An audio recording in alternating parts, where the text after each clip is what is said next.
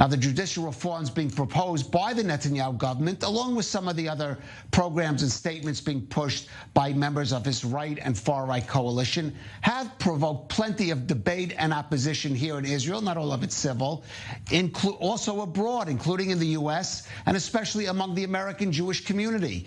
The latest expression of this is a public letter signed by 169 prominent organizational lay leaders addressed not to the Israeli government, but to Israeli politicians and officials. In it, they declare, in response to their criticisms of some of the Netanyahu government's policies, quote, some will try to dismiss their validity by labeling them anti-Semitic. We want to be clear that whether or not one agrees with a particular criticism, such critiques of Israeli policy are not anti-Semitic. They reflect a real concern that the new government's direction mirrors anti-democratic trends that we see elsewhere, rather than reinforcing the shared democratic values that are the foundations to the U.S.-Israel relationship. Well, for more, let's go to the Washington bureau chief of the Jewish Telegraphic Agency, JTA, Ron Campius.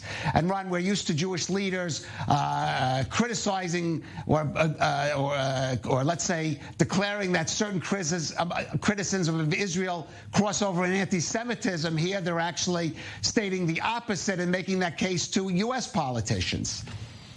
Yeah, I think this is like it's almost a sea change.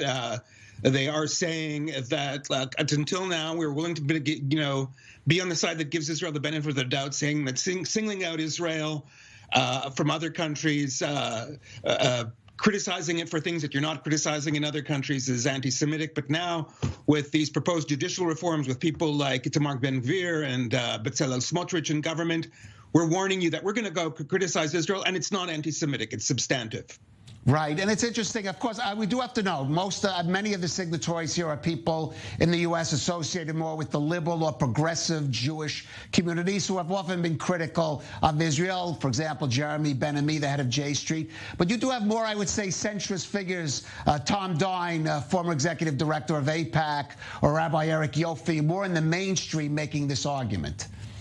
Yeah, Rabbi Eric Yofi was famous for going to J Street and saying you're not doing this right because your criticisms are not made in good faith. And now he's saying I'm part of a cohort that is saying that these criticisms are substantive. It's in line with I think an op-ed I saw in the Times of Israel today by Matti Friedman and Yossi Klein Halevi and Daniel Gordis.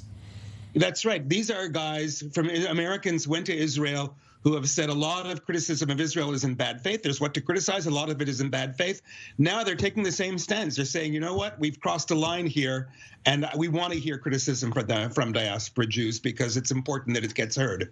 All right. Well, interesting. This debate surely is going to heat up, and not just here in Israel, but as we see, it's also heating up between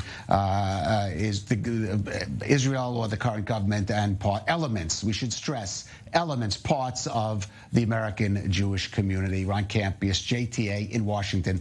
Thank you for that. Thank you.